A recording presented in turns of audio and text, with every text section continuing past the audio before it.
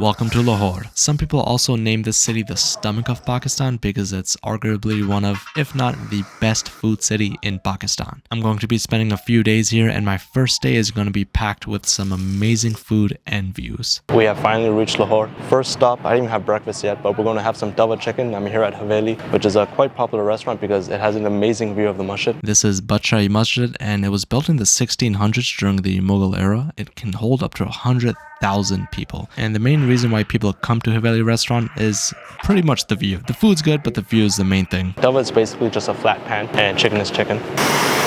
A huge kitchen.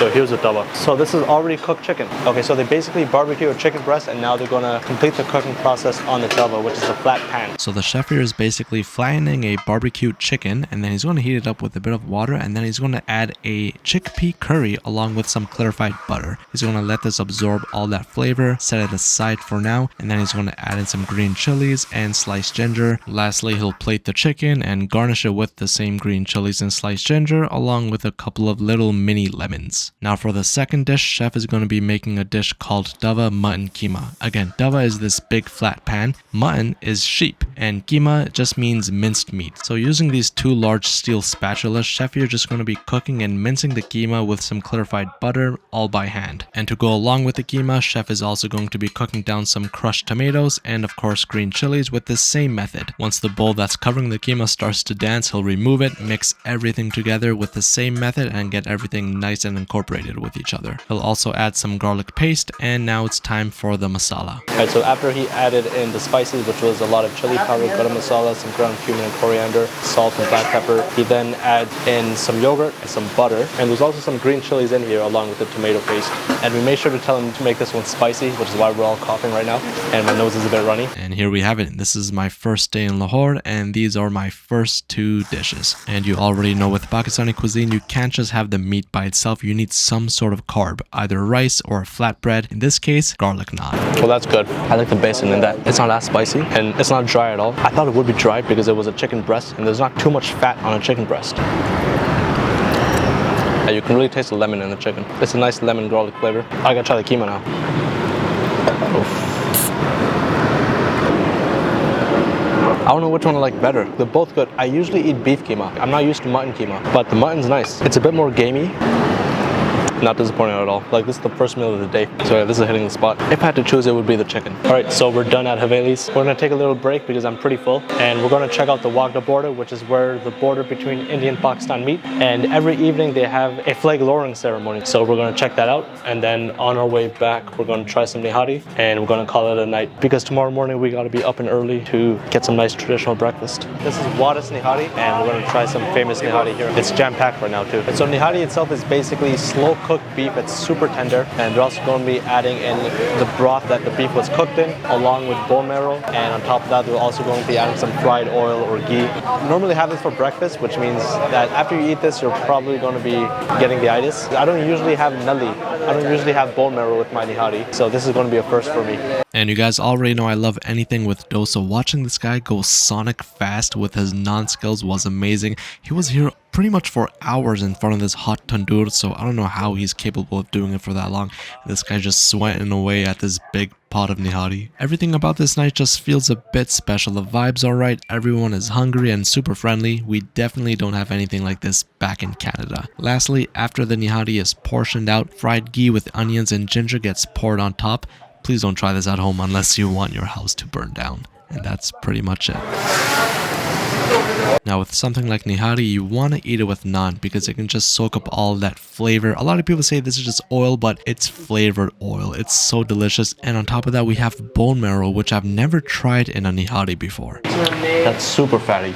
Oh my god. It just melts in your mouth, honestly. I took the biggest bite. I thought I was still going to be chewing it, but I'm not. Oh, that's so good. I'm sorry, Mama, but I think that one's just a bit better. It's good. It's good. But Mama, you don't add nulli into it, you know, like that's why it's a lot better too. Just super meaty, and the fried onions at the end. It's a nice garnish. And you got a bit of the lime juice, which kind of cuts through the richness because the meat itself is so rich. And I don't think there's enough appreciation for people who make naan, but this is probably the best naan I've had so far here in Pakistan. Like, I was moving so fast, so airy and fluffy on the inside, a bit crispy on the outside.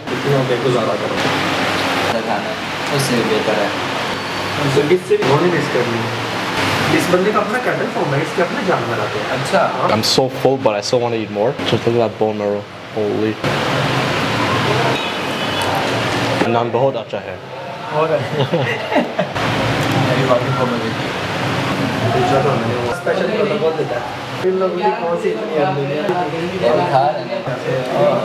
Alright, what are the odds that I just had probably the best Nihari of my life and the best naan that I've had so far in Pakistan? No joke. Alright, so now we're off to a place that sells a dish called Bun Pluster. It's supposed to be some sort of burger. I'm super full, so we're not going to order a lot. We're just going to order one and just taste it. And then we're also going to try a really good Kashmiri Chai. So far, Lahore is amazing. Also, if you're watching this and see chaos, let me clarify, this is organized chaos. When you're crossing the street in Pakistan, you never yield because no one's going to stop for you. You have to make your own way, make sure you look both ways, and just go. Hopefully, no one hits you. Alright, now that was some extreme jaywalking. I think my jaywalking skills increased by 10 points. We're at a place called Bun Pluster. It just looks like a simplified version of a bun kebab, but they have some chicken with the actual lentil patty, and they don't have any sauces like they do in a bun kebab. So it's a bit more simpler.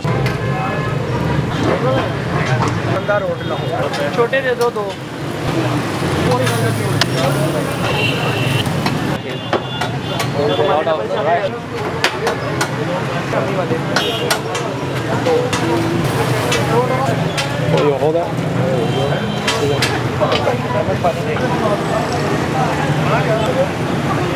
So it just tastes like a bun kebab without the sauces, and I guess it's a bit more meaty because there's a tiny bit of chicken in the lentil patty, but I would still prefer a regular bun kebab. And lastly, to end off my first day in Lahore, we're going to finish off the night with some Kashmiri Chai. Now, this guy who's handling the chai looks like the final boss of the night.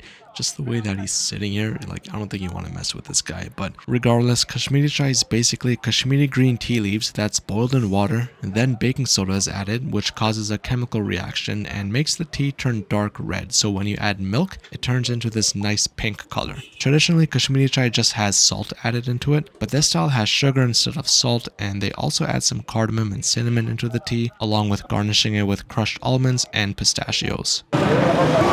It looks super frothy. It's good. It's really creamy. This is probably the strongest Kashmiri Chai I've had, because usually Kashmiri Chai isn't that strong, but this one's really strong, which is nice. It's probably the best Kashmiri Chai I've had. And that's it for day one. Tomorrow, bright and early, well, not even bright and early, I'm going to have to wake up before sunrise because we're going on this crazy breakfast tour in Lahore. So I'm going to have to get as much hours as I can. Stay tuned.